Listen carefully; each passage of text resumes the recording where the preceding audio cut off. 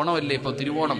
ഓണം വന്നപ്പോഴത്തേക്ക് മുസ്ലിം പെൺകുട്ടികൾ മുഴുവനും പടച്ചവനെ ഇങ്ങനെ ആഘോഷത്തിന്റെ മതിമറവിലാണ്. അല്ലാഹു ഉമ്മത്തിനെ കാത്തിരക്ഷിക്കുമാറാകട്ടെ. അതൊക്കെ നിങ്ങളുടെ ഇഷ്ടം. ഇപ്പൊ നമ്മളിപ്പോ ഇതിനെ കുറിച്ചൊന്നും പറയുന്നില്ലല്ലോ. അടുത്ത കമന്റ് എന്ന് പറയുന്നത് ഓണം മുസ്ലിങ്ങൾ തൂക്കി എന്നാ പറയണേ. ഇപ്പൊ തൂക്കലിന്റെ കാലവാ. അല്ലാഹു കാത്തിരക്ഷിക്കുമാറാകട്ടെ. മുസ്ലിം പെൺകുട്ടികളെ തൂക്കി കോളേജിൽ സാരി ഇട്ടുണ്ട് തലേ തുണി ഇട്ടുണ്ട് ആടുന്ന പെൺകുട്ടികളുടെ വീഡിയോ മാത്രമേ ഉള്ളൂ. സത്യം പറഞ്ഞാൽ എനിക്ക് സങ്കടമാ തോന്നണേ. എന്റെ സങ്കടം ഉണ്ടാകാനുള്ള കാരണം എന്തെന്നറിയോ? പണ്ട് ഓർമ്മ വെച്ച കാലം മുതൽ നമ്മളൊക്കെ ഓണവും മറ്റുള്ള കാര്യങ്ങളൊക്കെ കാണുന്നവരാ. ഓണം എന്ന് പറയുമ്പോ ആ ഓണത്തിന് അവരൊരു ബഹുമാനവും ആദരവും അവർ കൊടുക്കുന്നുണ്ട്. ആ ആദരവും ബഹുമാനവും കൊടുക്കുന്ന ആ ഓണം വരുമ്പോൾ നമ്മുടെ മക്കളാണെങ്കിൽ സാരി ഉടുത്തിയിട്ട് കിട്ടിയ അവസരം പോലെ കിടന്നുകൊണ്ട് എന്തൊക്കെയാ കാണിക്കുന്നത്? എന്തു പേക്കൂത്താടോ കാണിക്കണേ? എടോ, ഡാൻസ് ആടലോ ഫറദ ഇടലോ സാരി ഉടുക്കലോ അല്ല വിഷയം. ഒരു സമൂഹം വളരെ ബഹുമാനത്തോടു കൂടി കാണുന്ന ഒരു ആരാധന. ഇപ്പം വലിയ പെരുന്നാൾ വരുന്നു, ചെറിയ പെരുന്നാൾ വരുന്നു, അവരൊക്കെ എന്ത് ബഹുമാനം. നബിദിന റാലി നടത്തുന്നു, എത്ര ബഹുമാനം. ആ നബിദിന റാലി നടത്തുന്നവർക്ക് വെള്ളം കൊടുക്കുന്നത് അമ്പലത്തിന്റെ മുമ്പിലാ. ഇവിടുത്തെ ഹൈന്ദവനും മറ്റുള്ളവരൊക്കെ ഓട്ടോ ഡ്രൈവർമാർ എന്തെല്ലാം സഹായങ്ങൾ ചെയ്യുന്നു.